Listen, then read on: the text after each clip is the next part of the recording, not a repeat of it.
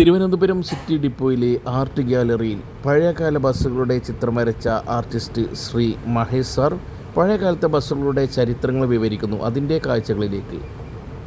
തുടക്കത്തിൽ ശ്രീ ചിത്രേന്ദ്രൻ മഹാരാജാവ് തുടങ്ങിയ ബസ്സുകളിൽ ഒരു ബസ്സാണിത്.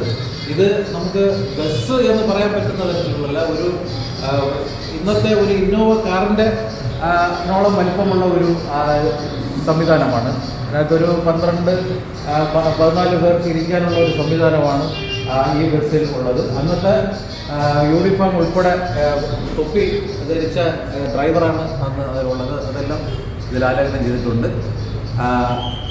അതുപോലെ തന്നെ ഈ ചിത്രവും ആ ശ്രേണിയിൽ ഇറങ്ങിയത് ട്രാവൻകൂർ സ്റ്റേറ്റ് ട്രാൻസ്പോർട്ട് ഡിപ്പാർട്ട്മെൻറ്റ് എന്നുള്ള പേരിലാണ് 1938 തുടങ്ങുന്നത്. ആ ശ്രേണിയിലുള്ള ഒരു ബസ്സാണ് ഇത് ഇവിടെ ഈ ബ്ലാക്ക് ആൻഡ് വൈറ്റിൽ കാണിച്ചിരിക്കുന്നത്. ആ കാലഘട്ടം ചിത്രീകരിക്കുന്നതിന് വേണ്ടി തന്നെ അന്നത്തെ ഓല മേയുന്ന വീടിൻ്റെ ചിത്രവും അതോടൊപ്പം വരച്ചിട്ടുണ്ട്.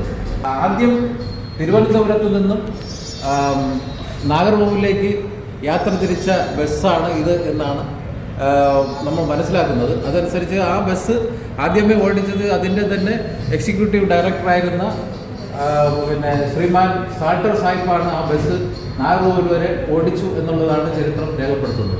അതോടൊപ്പം ഇറങ്ങിയ ബസ്സുകളിലൊന്നാണ് ഇത്. ട്രാവൻകൂർ സ്റ്റേറ്റ് ട്രാൻസ്പോർട്ട് ഡിപ്പാർട്ട്മെൻറ്റിൻ്റെ പേര് ഓടിയത്. അതും തിരുവനന്തപുരം നാഗർകോവിൽ റൂട്ടിൽ ഓടിക്കൊണ്ടിരുന്നു.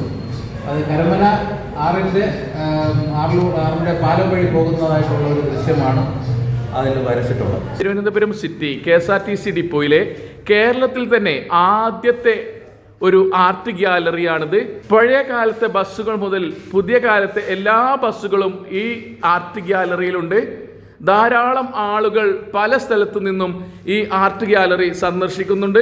പഴയ കാലത്തെ ആളുകൾക്ക് അവരുടെ ഓർമ്മകൾ പുതുക്കാനും പുതിയ തലമുറകൾക്ക് പഴയ കാലത്തെ ബസ്സുകൾ കാണാനുമുള്ളൊരു അവസരമാണ് സിറ്റി ഡിപ്പോ ഒരുക്കിയിരിക്കുന്നത്.